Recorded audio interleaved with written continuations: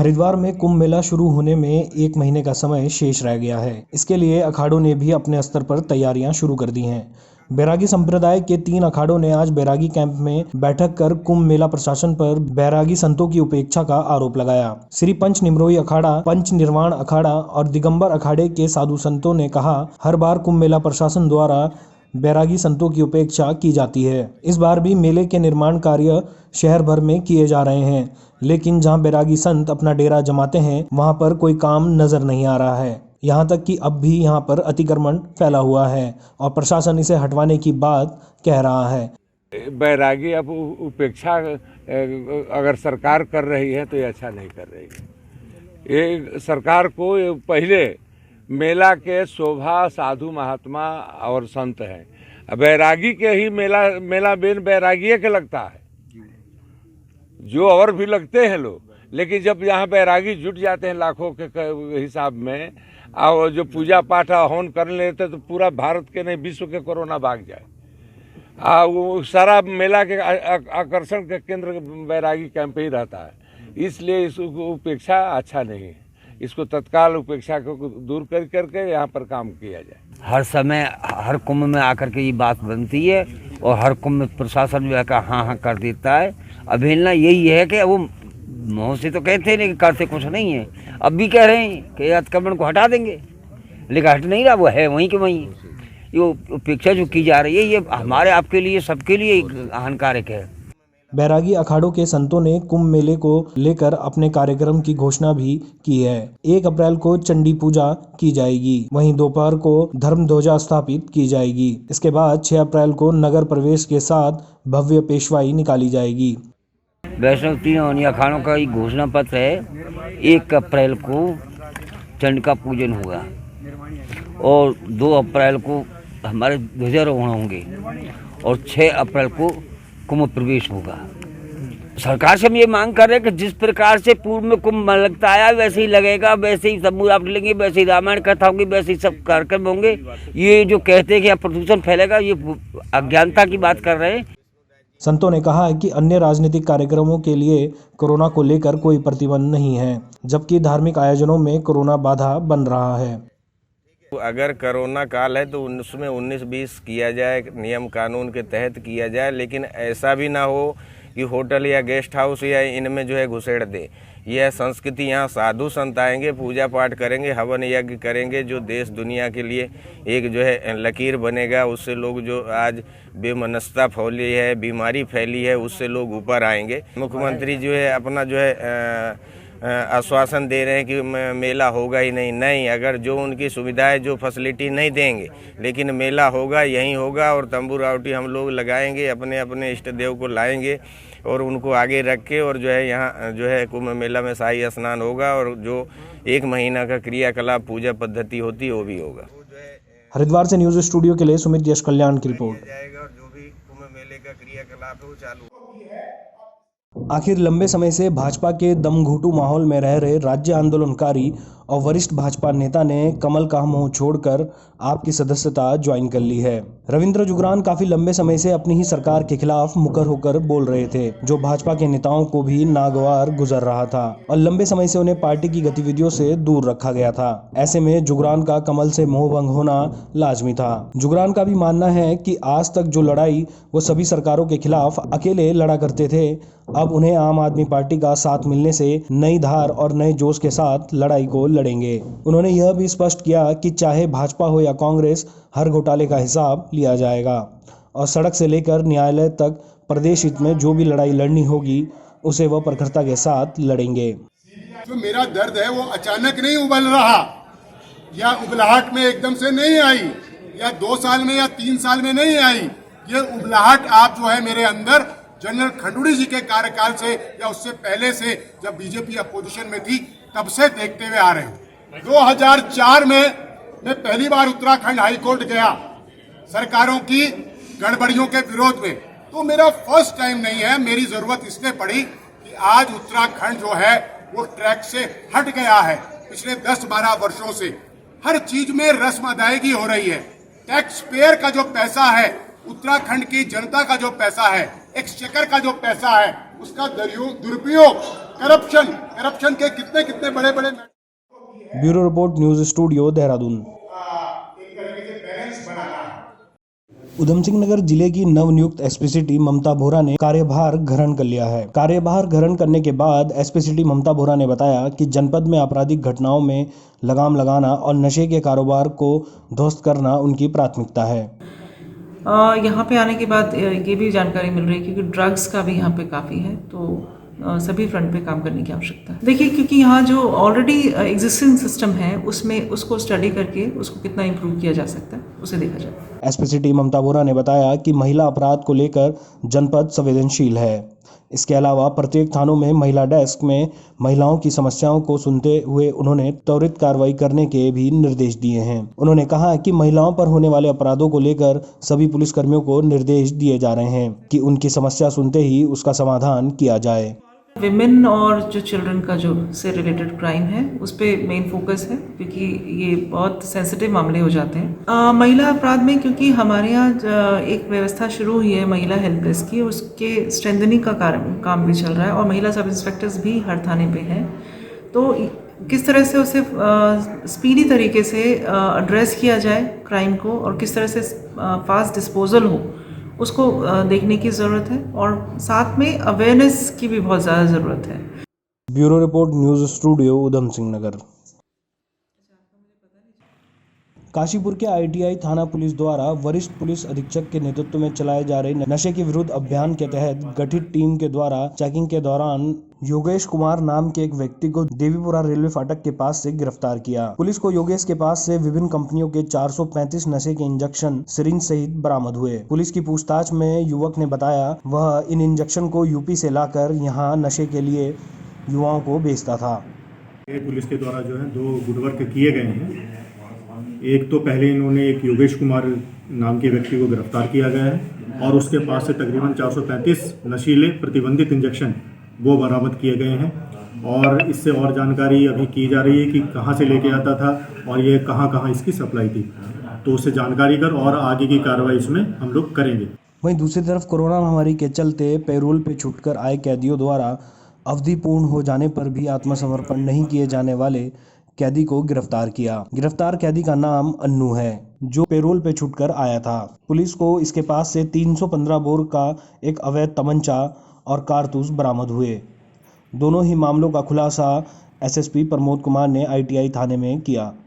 दूसरा एक मामला है, एक अभियुक्त अन्नू प्यारे, उसको भी गिरफ्तार किया गया है और गिरफ्तारी के दौरान उसके पास से 315 बोर का तमंचा जो है वो मिला है। और इसमें विशेष बात यह थी कि अन्नू प्यारे जो है पिछले कोविड के दौरान कुछ मुलजिमों को पैरोल पर और अंतरिम जमानत पर छोड़ा गया था, इस उम्मीद के साथ वे 6 महीने बाद वापस जेल आ जाएंगे, लेकिन इनके द्वारा जेल वापसी अपनी नहीं की गई और पुनः अपराध में जो है ये संलिप्त हो गए, तो इसको गिरफ्तार किया गया है और इसको भी जेल भेजा जा रहा है। Bureau report, news studio, Kashipur. Manglaur क्षेत्र में बढ़ते नशे के कारोबार पर अंकुश लगाने के लिए पुलिस प्रशासन सख्त हो गया है, जिसके चलते मंगलौर पुलिस ने मुखबिर की सूचना पर लंडौरा क्षेत्र से 2 युवकों को गिरफ्तार किया। तलाशी के दौरान आरोपी के पास से लगभग 2 ग्राम स्मैक बरामद हुई, जिसकी कीमत लाखों रुपए बताई जा रही है। इनमें से एक आरोपी बरेली का रहने वाला है। स्मैक की तस्करी करने के लिए लंडौरा आया था। मुखबिरी की सूचना पर पुलिस और एसटीएफ की टीम ने घेराबंदी कर आरोपी तस्करों को गिरफ्तार किया। ये सूचना मिल रही थी कि एक व्यक्ति जो कि बरेली का रहने वाला है और यहाँ पे ले आकर के कुछ लोगों को स्मैक की सप्लाई कर रहा है। इसी सूचना पे आज एक व्यक्ति कादर नाम का जिसकी जानकारी मिली और इसके साथ एक अनवर इसका साथी, 2 व्यक्ति हमारी टीम ने पकड़ने के बाद जब इनसे पूछा गया तो इनके द्वारा बताया गया कि इनके पास स्मैक है। तो इस तलाशी में जो अनवर है जो बरेली का रहने वाला है, इसके पास 102 ग्राम स्मैक और जो कादर है इसके पास लगभग 64 ग्राम के करीब में स्मैक मिली है, जो कि एक बड़ी रिकवरी है। लगभग ये 6 से 7 लाख रुपए की रिकवरी है। उत्तराखंड के राज्य मंत्री व उत्तराखंड संस्कृति साहित्य व कला परिषद के उपाध्यक्ष घनानंद ने 2022 विधानसभा का चुनाव पौड़ी विधानसभा से लड़ने का मन बनाया है। घनानंद का कहना है कि वे वर्ष 2012 से ही 2022 में चुनावी रण में उतरने की तैयारी कर रहे हैं। इस दौरान समय समय पर वे जनता से भी चुनावी रण 2022 में उतरने के लिए लगातार जनता से मिलकर फीडबैक ले रहे हैं। ऐसे में जनता से मिले सकारात्मक फीडबैक से वे अब 2022 विधानसभा चुनाव लड़ने का मन बना चुके हैं। दावेदारी करना अधिकार है मेरा। मैं 22 से के लिए 12 से तैयार हूँ, 2012 से तैयार हूँ 22 के लिए। और अब सारे लोग बोल रहे हैं कि घना भाई आपके आप ही है। घनानंद का कहना है कि वे वन मैन शो न बनकर सबको साथ लेकर पौड़ी का विकास करना चाहते हैं। मैं जब विधायक बनूंगा तो मैं आम जनता से पूछ के उनमें कुछ वर्ग हैं, कोई बुद्धिजीवी वर्ग है, कोई व्यापारी वर्ग है, कोई युवा है, कोई कुछ है, ये सारे लोगों से पूछ के यहाँ के विकास के लिए कार्य किया जाएगा। वन मैन शो नहीं है कि मैंने कर दिया तो हो गया। पौड़ी से न्यूज स्टूडियो के लिए मुकेश बछेती की रिपोर्ट। मसूरी नगरपालिका प्रशासन ने सरकारी भूमि पर अवैध तरीके से निर्माण कार्य को भारी पुलिस बल की मौजूदगी में रुकवाया।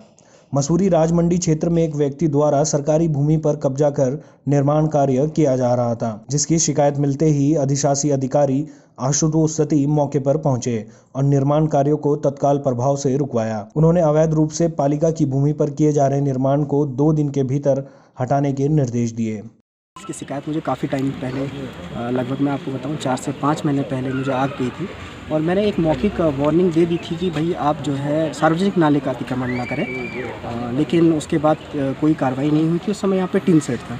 अभी आज हमारे पास कल फिर से शिकायत आई थी, तो मैंने अपने वर्क एजेंट को भिजवाया था। उनकी रिपोर्ट के बेसिस पे, अपने ड्राफ्ट्समैन की रिपोर्ट के बेसिस पे क्या ये लैंड का ओनर कौन है, उसके बाद पूरी कागजी कार्रवाई के बाद ही मैंने यहाँ पे अपनी टीम भेजी थी। और मैंने अभी भी आप लोगों को 2 दिन का समय दिया है कि आप जो भी इसमें इल्लीगल है कृपया उसको हटा लिया जाए। और अगर नहीं किया जाता है तो फिर पालिका प्रशासन अपने तरीके से इसको हटा। मसूरी से न्यूज स्टूडियो के लिए सुनील सोनकर की रिपोर्ट।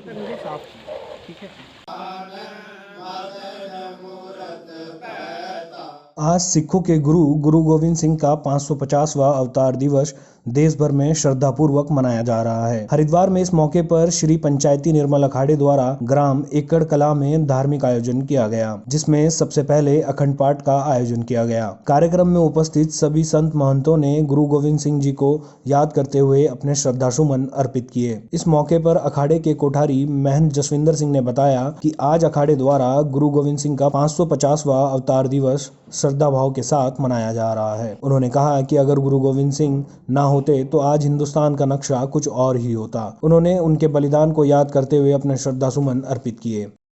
आज श्री पंचायती अखाड़ा निर्मल की तरफ से श्री गुरु गोविंद सिंह महाराज जी का 550वां अवतार दिवस जो है बहुत ही श्रद्धा भावना से मनाया जा रहा है। उनके श्री गुरु गोविंद सिंह महाराज जी इस संसार में यदि ना आते तो इस समय इस भारत का नक्शा कुछ और होता।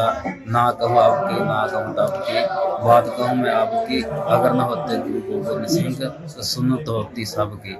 इसलिए सभी लोग श्री गुरु गोविंद सिंह महाराज जी को श्रद्धा भावना प्रकट करने के लिए आज निर्मल अखाड़े में पधारे हैं। सभी का बहुत बहुत धन्यवाद। वहीं श्री पंचायती निर्मल अखाड़ा के अध्यक्ष श्री महंत ज्ञानदेव महाराज ने भी गुरु गोविंद सिंह को याद करते हुए कहा कि गुरु गोविंद सिंह ने देश और राष्ट्र की रक्षा के लिए खालसे को शस्त्र पकड़ाया। जन्मोत्सव मना रहे हैं क्योंकि अपने देश, अपने जाति, अपने राष्ट्र की रक्षा के लिए खालसे को जो उन्होंने शस्त्र पकड़ाया और भारतीय संस्कृति की रक्षा के लिए, समाज कल्याण के लिए उन्होंने निर्मल संप्रदाय को जो शास्त्र प्रदान किया। तो आज हम श्री गुरु गोविंद सिंह महाराज का जन्मोत्सव, प्रकाशोत्सव श्री निर्मल पंचायती अखाड़े में मिलकर के। हरिद्वार से न्यूज स्टूडियो के लिए सुमित यश कल्याण की रिपोर्ट।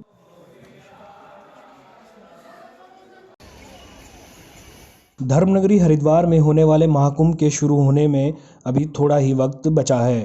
प्रदेश सरकार, मेला प्राधिकरण और सभी अखाड़े अपनी अपनी ओर से कुंभ की तैयारियों में जुट गए हैं। इसी क्रम में अग्निशमन विभाग भी किसी भी अप्रिय घटना से बचाव के लिए अपनी ओर से तैयारियां कर रहा है, जिसके तहत अग्निशमन विभाग द्वारा अखाड़ों में जाकर संतों को सुरक्षा के उपाय और विषय में बताया जा रहा है और किस तरह से आग लगने पर अपना और दूसरों का बचाव करें, यह भी सिखाया जा रहा है।